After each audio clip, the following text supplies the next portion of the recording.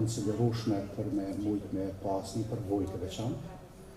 Natyrisht që në fillet e veta të punës si institucion ka pas shumë sfida të cilat e kanë ndërtu në kapacitetet që pasot, duke marrë principet dhe standardet më të avancuara edhe nga vendet e rajonit, por edhe nga vendet e zhvilluara të Evropës, e natyrisht duke provu me implementu të gjitha standardet ndërkombëtare dhe në këtë formë unë konsideroj që ne sot kemi arrit të jemi një model i mirë i punës në mbikëqyrje të respektimit të drejtave të personave që janë në burg, që janë në ndalim ose në tretim të pavullnetshëm.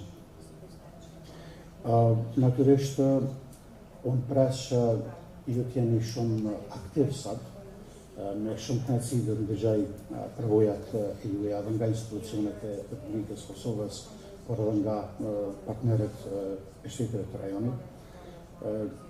Ajo që unë konsideroj me shumë rëndësi sot është që nga përvojat e njëri tjetrit ne mund të sjellim një shembull të praktikave të mira, se si të ndërtojmë murat të bashkëpunimit për zgjedhjen e afatgjate dhe gjithëpërfshirëse të temës për cilën ne jemi mbledhur sot. Konsideroj se është një moment i mirë për me bënë një thirrje dhe me qenë një zënj fuqishëm edhe në raport me autoritetet, duke bërë qartë se Avokati Popullit është mbështetës i proceseve të avancimit të drejtave të njerëzit dhe mbështetës i rritjes kapaciteteve të këtyre institucioneve me qëllim që të plotësohen ato standarde për të cilat ne jemi përcaktuar si shtet.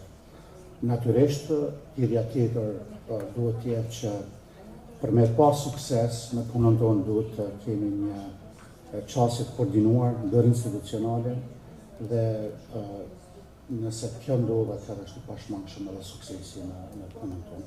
Dhe në rastin e Kosovës, në raport me punën që kryen mekanizmi, konsideroj se kjo qasje ka ekzistuar, sepse sot me neve janë aktorët kryesorë institucional, të cilat kanë marrë me shumë seriozitet të gjitha raportet që ne kemi publikuar, kanë marrë me shumë seriozitet dhe përkushtim zbatimin e rekomandimeve që ne kemi adresuar, dhe sot jemi në një situatë shumë të mirë se në periodat të mëhershme.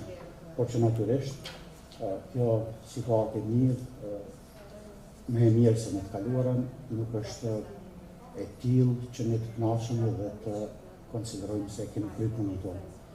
Puna duhet të vazhdojë, koordinimi dhe bashkëpunimi duhet të vazhdojë më tej dhe të intensifikohet dhe gjithmonë ekziston edhe më shumë angazhim për me përmirësu situatën derisa të arrijë qëllimin që asnjë person në trajtim të mos ballafaqohet me padrejtësi, me cënim të drejtave dhe lirive që i garantohen dhe në respektim të plotë edhe të dignitetit, por edhe të drejtave tjera që kanë.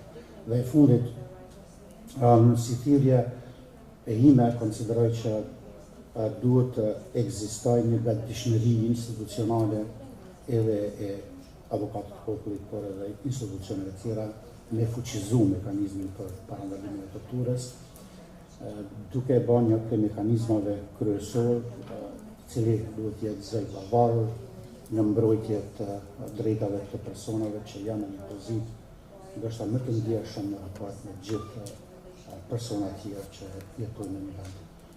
Fakti që janë të privuar nga liria, fakti që kanë probleme dhe shërbullime të shëndetit mendor dhe detyrimi e përgjegjësia e shtetit me i trajtu me dignitet dhe në përmbushje me kushtet minimale tregon se ndjeshmëria në këtë rast është e jashtëzakonshme.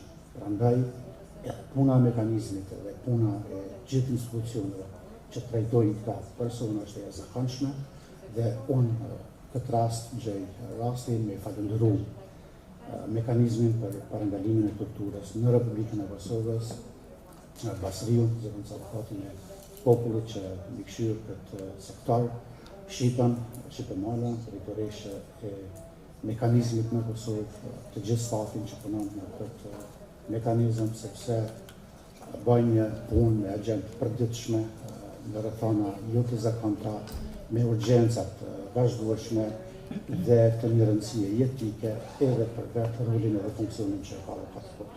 Prandaj, unë duke uruar qëndrim të këndshëm në Kosovë juve që keni ra mosafir dhe punimet suksesshme të kësaj konference të gjithë pjesëmarrësve, ju falenderoj shumë për pjesëmarrjen dhe edhe njëherë jam shumë i nderuar dhe i privilegjuar të jem pjesë e kësaj konference dhe të ndërgjej me shumë kënaqësi. Faleminderit shumë. Faleminderit avokat. Një mbështetje të madhe për avokatin e Popullit ka dhënë zyra e Këshillit të Evropës në Kosovë ndër vite, e në veçanti për mekanizmin kombëtar për parandalimin e torturës, që nga momenti i themelimit në vitin 2016. Andaj sot na ka nderuar zëvendës drejtori i zyrës së Këshillit të Evropës në Kosovë me bashkëpunëtorët Arben Ljuba dhe Ljubisha Bashkërević, zotitantut Sekhen, zotitantut Tjelatin. Good morning, everyone. Dear Ombudsperson Çelay, Deputy Ombudsperson Kastrati, dear Head of the NPM, Ms. Malay, dear Mr. Nartik, representatives, respected guests from the countries of the region, representatives of local justice institutions, our colleagues from international organizations, ladies and gentlemen. It is indeed a great honor for me, on behalf of the Council of Europe Office in Pristina, to join you today at the opening of this very important international conference, which is taking place at a very important occasion in relation to countering prevention of ill treatment and torture, especially with a focus on mental health in institutions of detention, emphasizing the role of NPMs in protecting rights and ensuring effective monitoring. And as unfortunately as we gather here today, there are millions of people around the world who are detained in prisons, and some of them suffer from inhumane conditions, including overcrowding, poor sanitation, and inadequate healthcare, particularly mental health care. I suppose you will agree with me that detention is not just a matter of locking people up and throwing away the key, but rather a very complex issue that raises fundamental questions about human rights, dignity, and the rule of law. The right to legal counsel, the right to a fair trial, and the right to be free from torture and ill treatment are fundamental human rights that must be respected and protected. However, there is another crucial aspect of detention that we must address, which is sadly largely ignored: mental health in prisons. All closed institutions can have a devastating impact on mental health, particularly for those who are already vulnerable. The stress, isolation, and trauma of detention can exacerbate existing mental health conditions and even trigger new ones. That's why it is so important that we prioritize mental health in prisons. And I would like to thank to the Ombudsperson institution, Mr. Çelay, and also NPM Ms. Mala for taking this important initiative to organize a regional conference on this very important issue, which needs more attention. Because this requires providing this whole measures that we need to take into account requires providing access to mental health services, including counseling, therapy, and medication. It means training the staff from all closed institutions to recognize the signs, early signs of mental health disease, distress, and respond appropriately. This would allow creating a safe and supportive environment that promotes mental well-being. And from the Council of Europe, prevention of ill treatment and torture is a very important subject, a very important fundamental human right, which is guaranteed under the Article 3 of the European Convention of Human Rights.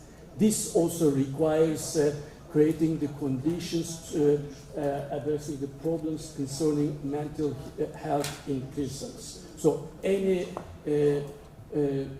state party to the convention is responsible to take the necessary obligations to address, to meet this requirement. Although Kosovo is not a member state yet, probably it will happen, it will become a member, but still, because Kosovo has already incorporated the European Convention on Human Rights into its constitution, and including its case law, which is a very progressive step, these standards also binding for Kosovo. And I would like to highlight that this article guarantees an absolute right. It is not like some other rights which can be limited under certain circumstances. This is an absolute right which can be no limitations and there is no derogation allowed. So you cannot derogate from this right when there is a serious public threat to the society or even the country is at war. It is an absolute non-derogative right which underline the importance of the protection of this right. However, mental health, especially when it comes to this right, in detention is not just a matter of providing services. It is also about addressing the root causes of mental health distress. This means reducing overcrowding, improving living conditions, and promoting access to education, job training, and other rehabilitative programs. As we move forward, we must also recognize the critical role that monitoring mechanisms play in promoting mental health in detention.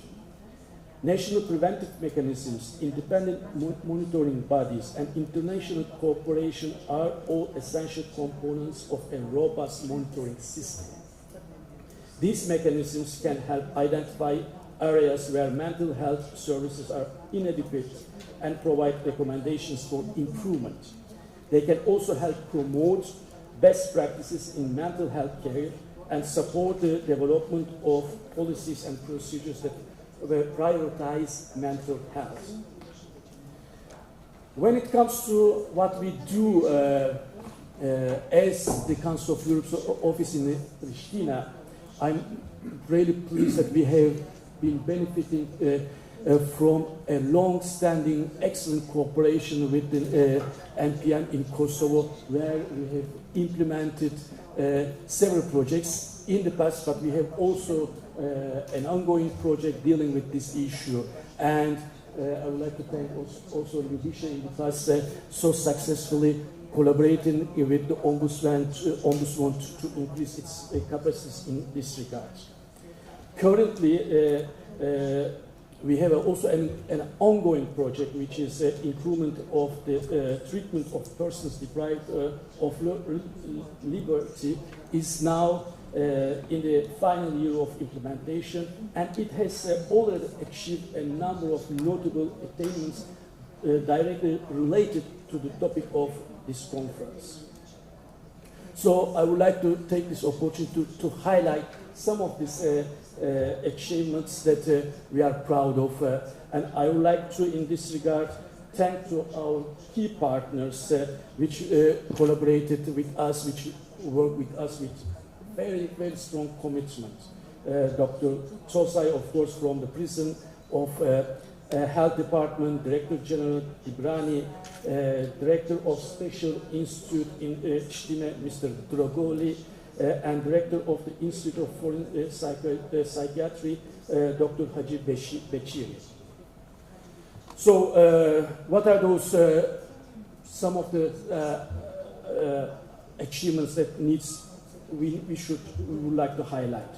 First of all, the development of the standard operating procedures for our project partners and beneficiaries, where mental health is one of the key parts of this document and are drafted in line with the Council of Standards and Principles. Those SOPs are very important standard-setting documents to enable the institutions to implement the Council of Europe standards and the CPT recommendations in this regard. Another important breakthrough which we have achieved alongside our partners is the introduction of occupational therapy, which represents a milestone in the provision of rehabilitation of persons deprived of liberty for the first time, such an approach is being utilized in prisons and other closed institutions throughout Kosovo. This form of therapy is already showing a success in all closed institutions in reducing the dependency of pharmacological treatment, ensuring a more humane approach to rehabilitation. And last but not least, for sure, the development of guidelines, protocols, and tools on prevention of ill treatment in all closed institutions, in line with the Istanbul Protocol, which is the Council of Europe key instrument to prevent ill treatment in prisons. In addition, we have also delivered several trainings on the Istanbul Protocol, where in addition to medical, technical, and operational staff of the relevant bodies, we have also trained all prison managers and deputy managers, as well as heads of other relevant institutions, including the MPN. At the same time, we have trained several members of each institution to ensure institutional memory and sustainability. These and other results will not only help our partners eliminate the shortcomings identified by various monitoring bodies, such as the MPM and the CPT, but more importantly, will improve the overall treatment of persons deprived of liberty in all possible aspects. And in this regard, I would like to thank to our project team, Arben and Mylinda, for their excellent work and dedication to implement this project in cooperation with our partners. In conclusion, I would like to just highlight that this is a very long journey. It requires a lot of dedication and consistent monitoring. There are always new challenges, but I would like to mention that we will remain ready always in here to support you and accompany you in this long journey. And I wish you a very fruitful discussion and successful meeting. And I'm looking forward to read the recommendations which will come out of this very important initiative. Thank you. Faleminderit shumë zëri Tajfun, Arben Lybisha, Majlinda. Kosova nuk është pjesë e Këshillit të Evropës, megjithatë që në vitin 2004, Këshilli i Evropës ka nënshkruar një marrëveshje bashkëpunimi me UNMIK-un dhe në atë kohë është vendosur që të vizitohet nga Komiteti për Parandalimin e Torturës i Këshillit të Evropës. Ky komitet ka realizuar vizita 4 herë në Kosovë, në vitin 2007, 2010, 2015 dhe 2020.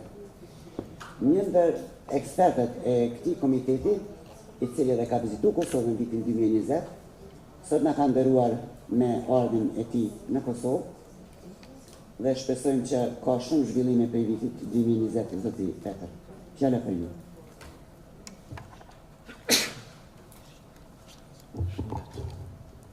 Thank you very much. Ladies and gentlemen, dear colleagues, good morning everyone. It is my privilege to be here with you today, and I would like to thank the organizers for the kind invitation to join you and for the possibility which was offered to me to address you today and participate in your discussions on such an important, very important, but broad topic as mental health in institutions of detention. I'm a little bit humbled, and I can see that there's so much knowledge and experience in the room. Despite that, I do hope that when I talk about the CPT approach in different countries, the approach to the provision of mental health care in cases of deprivation of liberty, and about certain issues across which we come during our visits, I hope that this will be interesting for you, and that my remarks and the issues I will highlight today will stimulate our today's discussions. As you know, the CPT, as many of you, visit various types of places of deprivation of liberty in which we meet persons with mental health problems. And the provision of mental health care to these people and dealing with these persons poses different challenges in the different types of places that we are visiting. Very often these persons find or may find themselves in very vulnerable positions, and what we often see is they do not always receive the necessary support, care, and the treatment and care they require. If I briefly start with the policing, on the one hand, it is true that persons stay in police custody for relatively short periods of time. Depends on different countries, in different jurisdictions, it can be 24 hours, 72 hours, relatively short periods of time. So what would be important from this perspective is the right of access to a doctor and ensuring the continuity of the provision of healthcare, including the necessary medication. Would we sometimes see that the supply of medication, and I'm particularly talking about methadone treatment, for example, or psychotropic medication, what we see is that when people are apprehended by the police and put in police custody, the supply of the medication they need is abruptly interrupted, which is not acceptable.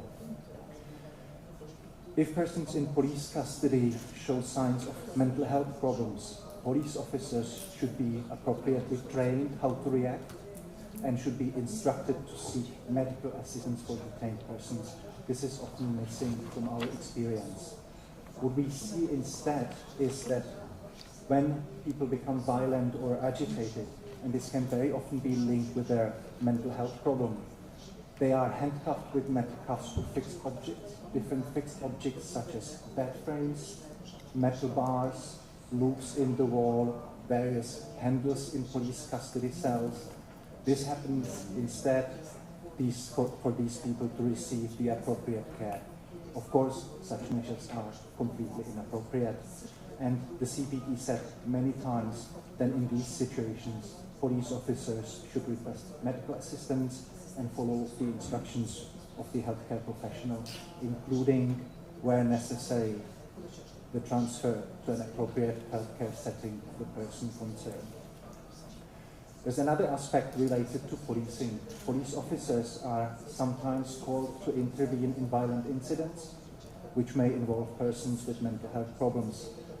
For example, would we sometimes see that police officers are called to restrain agitated patients in psychiatric hospitals, in psychiatric settings, when healthcare staff are not able to control the situation themselves? Or even police officers are called to take patients to a prison or police establishment until they calm down. Of course, such practices again are unacceptable, and the CPT has said many times that staff, healthcare staff, should be properly trained and sufficient in numbers to manage these incidents themselves. The risks which are associated with such police interventions are well described in the case, in the judgment of the European Court of Human Rights in the case of V versus the Czech Republic, a relatively recent case which concerned the death of a patient in a psychiatric hospital following the intervention by the police. The person was repeatedly tasered by police officers who were called in to put the patient under control, and not surprisingly, the court found a violation of Article 2 of the European Convention on Human Rights. Let us have a look at prisons now. It is known that there is a significantly higher prevalence of mental health problems among prisoners compared to the general prison population. Given the sometimes insufficient screening and inadequate provision of psychiatric care in prison, these problems may be underdiagnosed and not adequately treated. Persons with mental health problems who are held in prison, they often do not fit in prison environment. They cannot cope with the very strict and restrictive prison regime. They are often perceived as disruptive, uncooperative, or even violent and aggressive. Even by fellow prisoners, they are often seen as difficult, unfriendly. In countries where informal prisoner hierarchies exist, these famous or infamous criminal subculture in prison, persons with mental health problems almost automatically end up in the lowest caste of the informal hierarchy and are subjected to systematic humiliation by other prisoners. I have so far talked about the situation of prisoners with mental health problems, but I would also like to make one point about staff in prisons, and I think it is really fair to acknowledge that persons with mental health problems may represent a major challenge for prison staff. Prison staff are not trained to deal with persons with mental health problems, and they are not trained to provide the necessary care, support, and treatment to them. In prison, persons with mental health problems often end up in segregation units, in disciplinary solitary confinement, or in high security units. The regime provided to them is often very poor. They are held in conditions of de facto solitary confinement, with very little human contact being provided to them. This in turn may further worsen their mental state rather than helping them to cope with the prison environment. I would like to quote from two different CPT reports to illustrate the problem, the scope of the problem, and the dire situation in which these persons may find themselves in prison. The CPT is very concerned about the situation of two prisoners with severe learning disabilities who were being held under conditions which could easily amount to inhuman and degrading treatment. The two prisoners concerned were accommodated in the prison's closed department. They were unable to take care of themselves, let alone of their cells. One of them frequently spilled his food on the floor and then ate it with his hands directly from there. Both inmates were barely able to express themselves verbally. They didn't know for how long they had been in the establishment and appeared to be unable to understand that they were serving a sentence in a prison. The arrangements to care for them were clearly inadequate. They lacked basic support in daily life, such as with personal hygiene and assistance with eating, as well as the appropriate surveillance. According to staff, it was not possible to provide them with any therapeutic or other activities due to the lack of specialized staff and adequate facilities. As a result, the prisoners concerned had very limited human contact, rarely left their cells, and were de facto held under conditions akin to solitary confinement. Let me give you another example from a different CPT report. Of the 14 patients accommodated in the prison's inpatient unit, 13 persons of the 14 had been placed there on mental health grounds, and the unit was effectively acting as a mental health facility.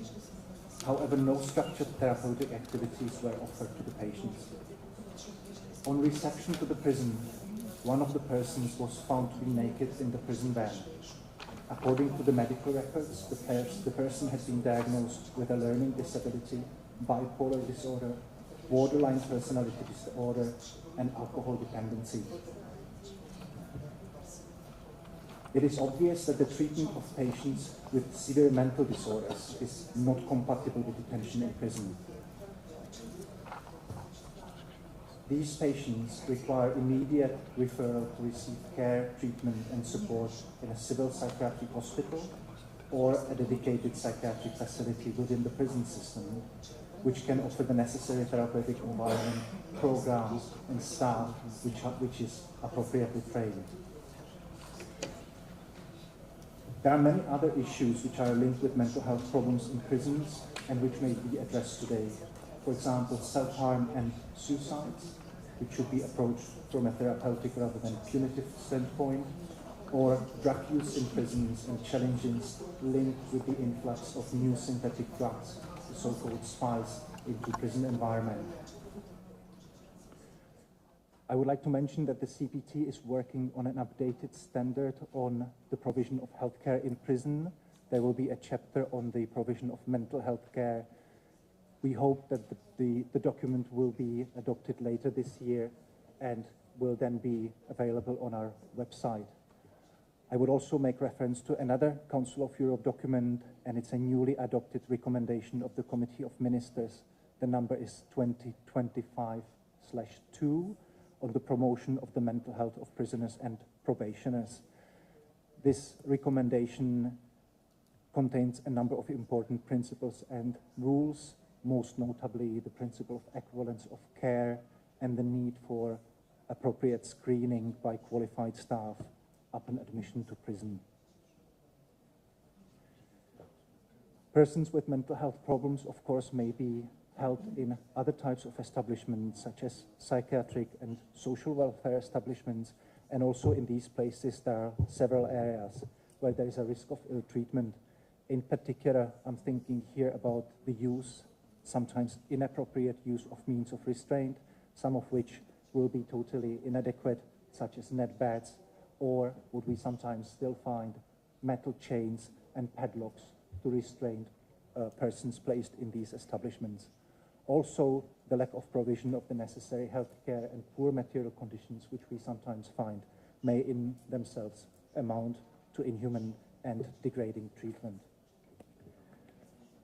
I haven't talked about immigration detention facilities here, but of course, similarly to prisons, initial screening of newly admitted foreign nationals is absolutely crucial to identify mental health care needs. What is particularly relevant for immigration detainees is the identification of possible signs of vulnerabilities, previous experience with trauma, violence or abuse, such as human trafficking, gender-based violence, and sexual abuse and exploitation. Of course, also in these settings, when mental health problems are identified, there should be a follow-up, a proper follow-up given by healthcare staff throughout the period of their detention, but also thereafter, following their release. I talked about the continuity of care between the society and police custody, but also the continuity of care should also follow after release of persons from places of deprivation of liberty back to the society. I'm now coming to the end of my speech, in which I try to highlight several areas of concern in different types of establishment in which persons may be deprived of their liberty and which persons with mental health problems may be detained. However, please don't misunderstand me. I'm not here in front of you and I'm not reading an indictment and I'm not accusing all the member states of the Council of Europe for having failed to honor their obligations towards persons with mental health problems who are deprived of their liberty. Quite on the contrary. As we all know, persons with mental health problems may have very, very complex needs and may be perceived as challenging. And I believe that one of the aims of the conference today is to identify how to best support the authorities through monitoring in places of deprivation of liberty in their difficult task. And the ultimate aim, of course, should be improving the situation of persons in detention. And with that, I'm really finishing my intervention. I would like to thank you very much for your attention. I'm really looking forward to the discussions that we will have today. And I would like to take this opportunity to once again thank the organizers for giving me the opportunity to address you today. Thank you very much. Faleminderit shumë, Zotni Peter. Një përmbledhje pikërisht e asaj që është menduar nga organizatori, që të trajtohet situata shëndetit mendor duke filluar nga policia, paraburgimi, burgu, qendrat e shëndetit mendor, migracioni, domethënë gjitha vendet ku këta persona mbahen. Fatmirësisht Kosova ka një vend të mirë sa i përket respektimit të drejtave të njerëzit. Nuk mund të flasim për torturë klasike, është bërë progres, ashtu si që tha dhe nga zëvendës drejtori i Këshillit të Evropës, edhe në ndërtimin e dokumenteve dhe udhëzuesve të tjerë, të cilët do të ndihmojnë stafin për të kryer më mirë punën e tyre. Gjithashtu avokati i popullit në kuptim të respektimit edhe të përgjigjeve në rekomandimet që Komiteti për parandalimin e torturës ka dhënë në vitin 2020 e që për Kosovën janë 113 rekomandime dhe disa kërkesa për përgjigje. Në bashkëpunim me Zyrën për Qeverisje të Mirë ka organizuar 2 tryeza diskutimi me autoritetet relevante, ku këto rekomandime janë diskutuar dhe janë marrë seriozisht dhe janë parë përmirësimet dhe veprimet që janë ndërmarrë. Faleminderit shumë me edhe një herë. Se si është situata në Kosovë, do të na flasë zëvendës avokati i popullit, i cili është edhe përgjegjës për mbikëqyrjen e punës së mekanizmit, zoti Basri Kastrati. Zoti Basri, fjala për ju. Faleminderit Shqipe, kënaqësi me qenë në Kosovë thuhet një fjalë, është kënaqësi me pas miq të tillë, edhe për neve është kënaqësi me pas miq nga gjitha vendet e rajonit, për me trajtu një temë të tillë jo aq të mirë në kuptim të asaj se shëndeti mendor është i vështirë me u trajtu, po megjithatë kur ke partnerë dhe miq të tillë është sigurisht edhe më e lehtë. Pas prezantimit të Pitrit, ndoshta është pak e vështirë të tregohet për rezultate për punën që është bërë, por megjithatë unë do të mundohem edhe do të përpiqem që në pika të shkurta të flas edhe për mandatin e institucionit, për shkak se në dhomë ke musafir ndoshta që për herë të parë në Kosovë dhe besoj që është me interes të dinë. Po çka përkujtojmë sot në 26 qershor. Kjo ditë është shpall nga Kombet e Bashkuara në vitin 1997 për të nderuar viktimat e torturës dhe të shtrajtimit. Njëjtën kohë është bërë për me promovu ndihmën dhe rehabilitimin e tyre. Lufta kundër përdorimit të torturës duhet vazhduar në çdo formë. Torturën duhet ta luftojmë në çdo formë. Sa i përket aspektit ligjor, me qenë se avokati e foli në përgjithësi për konferencën, unë vetëm shkurt do të përmend mandatin. Neni 182 kushtetutës e përmend rolin dhe kompetencën e avokatit popullit, i cili thotë mbikëqyr dhe mbron drejtat e individëve nga veprimet ose mosveprimet e palegjshme ose të parregullta të autoriteteve publike. Gjithashtu avokati i popullit është i pavarur në ushtrimin e detyrës dhe asnjëherë nuk pranon udhëzime ndërhyrje nga organet apo nga institucionet dhe autoritetet tjera që ushtrojnë pushtet në Republikën e Kosovës. Po ashtu, në bazë paragrafit 3, secili institucion që ushtron autoritet në Kosovë ka për obligim edhe është i detyruar të përgjigjet institucionit të avokatit popullit. Në nenin 3 të ligjit për avokatin e popullit thuhen parimet bazë mbi të cilën e ushtron veprimtarinë avokati i popullit. Ato janë parimi i paanësisë, pavarësisë, e përgjithësisë drejtave të njerëzit dhe konfidencialitetit si dhe profesionalizmit. Megjithatë, me qenë se në sallë kemi shumë miq të mekanizmave nacional për parandalimin e torturës, e shoh të udhës ta përmendje edhe institucionin tonë si mekanizëm. Më thonë, me ligjin për avokatin e popullit, është përcaktuar që ky mekanizëm të jetë pjesë e institucionit të avokatit të popullit.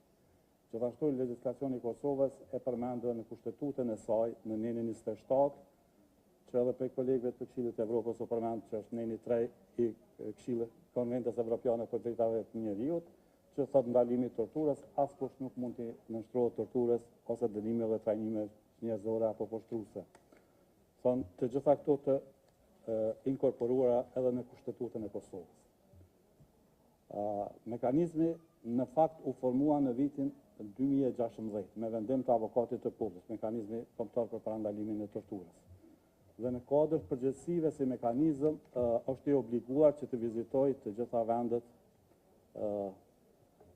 ku mbahen personat e privuar nga liria, duke përfshirë ndalimin policor, paraburgimin, qëndrimet në institucionet shëndetësore për cilat po flasim sot, ndalimin doganor, migracionit dhe çdo vend ku dyshohet se ka shkelje për të lirisë dhe të drejtat e njerëzit. Personeli i mekanizmit është multidisiplinar, më thonë përbëhet përveç nga jurist, ka psikolog, ka mjek, dhe punëtor social me përvojnë këtë fushë. Fatkeqësisht mekanizmi në 2 vitet e fundit ka ngelur pa mjek, mirë po Avokati Popullit ka arritë kohën e fundit një marrëveshje me unë miku nëse s'besoj që ko pas kohë të angazhojmë edhe mjek në raport me nevojat e institucionit kur vizitojmë institucionet në budget në aspektin shëndetësor. Sa i përket pjesës vazhdimit të këtij neni, ekspertët dhe personat të cilët janë të angazhuar nga institucioni i Avokatit Popullit, po ashtu i kanë të drejtat e njëjta sikur zyrtarët e këtij institucioni. Gjatë kryerjes funksionit si mekanizëm, Avokati i Popullit dhe përfaqësuesit e tij kanë të drejtë dhe qasje në të gjitha informatat, qoftë shëndetësore, personat privuar nga liria, përfshirë edhe qasjen në dokumentet e tyre mjekësore, me pajtimin e tyre si dhe të dhënat personale. Gjithashtu, mandati i institucionit Avokatit Popullit e posaçërisht edhe i mekanizmit që pjesë e Avokatit Popullit është të japë rekomandime për përputhshmërinë e ligjeve, akteve të tjera nënligjore, administrative, udhëzuesve të ndryshëm në harmoni me kushtetutën dhe standardet ndërkombëtare në fushën e parandalimit të torturës dhe në ndëshkimit apo trajtimit jo njerëzor. Po ashtu Avokati i Popullit përveç këtyre rekomandimeve në bashkëpunim me mekanizmat të tjerë ndërkombëtar dhe vendor ndihmon ose punon në fushën e parandalimit. Do thonë edhe kjo konferencë e sodit do të ndihmoj përveç eksperiencave që do të shkëmbejnë përvojave me vendet e rajonit, normalisht që do të kenë ndikim edhe në aspektin e parandalimit. Gjithashtu Avokati i Popullit mund të japë sugjerime dhe rekomandime edhe për personat dhe institucionet përgjithëse ku mbahen personat e privuar nga liria, pa marrë parasysh llojin, objektin dhe rrethonat e mbajtjes së tyre për përmirësimin e kushteve të trajtimit të tyre, për trajtimin e tyre me dinjitet dhe respekt nga të gjitha autoritetet. Por cilat janë natyra punës të cilat i bën mekanizmi. Do thonë mekanizmi bën këto lloje të vizita të përgjithshme që bëhen në terren sipas planit që bëhet një plan i caktuar dhe përpilohet pas çdo vizite raport me rekomandime. Lloji i vizitës tjetër është vizitat ad hoc, të cilat realizohen nga kërkesa, nga informatat familjare përmes telefonit apo në forma të tjera që kontaktohet institucioni dhe bëjmë vizita të tilla për ta parë gjendjen e personave që trajtohen. Vizitat përcjellëse. Këto vizita nënkuptojnë përcjelljen e implementimit të cilat institucioni Avokatit Popullit ka dhënë rekomandime gjatë vitit paraprak dhe i monitorojmë ose i vëzhgojmë drejt për drejt nga vendi a janë zbatuar këto rekomandime. Dhe një prej vizitave të tjera është vizita tematike, më thonë kur i kushtohet një vëmendje e veçantë, qoftë shëndetit mendor, trajtimit pavullnetshëm në burgje, masa disiplinore, mekanizmin e ankesave dhe forma të tjera, më thonë të vizitave tematike. Kuadër këtyre vizitave në momentin e vizitës në institucion është si hapi parë, të themi ashtu, është biseda me menaxhmentin e institucionit. Tonë spari ulime me menaxhmentin, tregojmë arsyeën e vizitës dhe mandej bëjmë monitorimin e të gjitha dhomave ku qëndrojnë personat e privuar nga liria. Bisedat mund të jenë edhe individuale, varësisht për natyrës rastit, varësisht për vizitave që organizohen, por ato mund të jenë edhe grupore. Bisedat edhe me personelin e institucionit, shqyrtimi dhe analizimi i dokumenteve, do të thonë skanimi i gjitha tyre, dhe në fund pas vizitave prap një takim me menaxhmentin e institucionit me qëllim të sqarimit të situatës nëse ka ndonjë diçka urgjente që duhet të intervenohet për një herë, thonë është obligim i mekanizmit edhe i personave që vizitojnë, që t'ja rikujtoj menaxhmentit që kjo kërkesë nuk pret, është situatë alarmante dhe duhet të mirët hapa sa më konkret. Gjatë vitit 2024 janë realizuar gjithsesi 71 vizita pa paralajmërim, ku përfshihen 52 institucione. Do të shihni që në kuadër të mandatit mekanizmi ka një gamë të gjerë të institucioneve të cilat i monitoron. Mirë po unik për shkak të rëndësisë së ditës së sotme unik kam nda vetëm ato që kanë të bëjnë me shëndetin mendor. Janë vizituar gjitha reportet në klinikën psikiatrike, Institutin e Psikiatrisë Forenzike, Qendrën për Integrim dhe Rehabilitim të Smurve Kronik Psikiatrik në Shtime, qendrën e shëndetit mendor në Prishtinë, e cila me shërbim mbulon gati 1/3 e territorit të Kosovës dhe ku janë mbi 400 raste me masën e trajtimit të detyrueshëm psikiatrik në Liri. Do është një prej qendrave më të mëdha që mbulon territor shumë të madh. Po ashtu qendrën e shëndetit mendor në Gjilan, qendrën e shëndetit mendor në Popullit, dhe në kuadër të kësaj mekanizmi viziton edhe shtëpitë integruese në bashkësi që janë në vende të caktuara në Bresë, 2 shtëpi integruese në bashkësi në Mitrovic, po ashtu në Pej, Institutin Special në Shtime dhe shtëpitë me bazë në komunitet në Ferizaj dhe Prizren. Në gjitha këto vizita, MKP-ja në fund të këtyre gjatë përpillimit të raportit vjetor bën edhe raporte me rekomandime. Në vitin e kaluar, në vitin 2024, të cilin kemi lënë pas, kanë qenë 6 raporte me 33 rekomandime. Disa rekomandime kanë qenë të ripërsëritura, të cilat autoritetet nuk kanë arriti zbatojnë. Por edhe në kohën kur po flasim edhe gjatë këtij viti, mekanizmi për parandalim ka realizuar 46 vizita. Domethënë se shkon me këtë trend, diku do të dyfishohet deri në fund të vitit numri i vizitave. Edhe ato në klinika psikiatrike, qendrën e ndalimit Prizren, qendrën e paraburgimit, po ashtu në Prizren, klinikën psikiatrike në Prizren, burgun e sigurisë lartë, shtëpitë integruese, bashkësi, qendrën e shëndetit mendor Popullit dhe shumë qendra të tjera. Për këtë qendër të shëndetit mendor ka hapë rast ex officio sipas detyrës zyrtare dhe shumë shpejt do të dalë me raport për të gjeturat të cilat janë hasur në këtë vend. Cilat janë konstatimet e institucionit Avokatit të Popullit në raportin e vitit kaluar, domethënë për klinikën psikiatrike në Prishtinë. Edhe përkundër përparimit, në klinikën psikiatrike mungojnë procedura standarde të operimit, zhvillimi i terapisë okupacionale. Në raportin apo klinikën psikiatrike për fëmijë dhe adoleshent mungon rregulloria për kriteret e pranimit të hospitalizimit fëmijëve. Mungon rregulloria në lidhje me procedurat e vlerësimit të parë, që është në rëndësi për cilës dhe lirimit të pacientëve nga spitali. Nuk është rregulluar ende edhe çështja e marrjes shkëlqimit nga prindërit për trajtim të fëmijëve në spital. Zakonisht në raste të tilla thuhet që mirët shkëlqimi pe atij prindi që e dërgon, po jo i 2 prindve.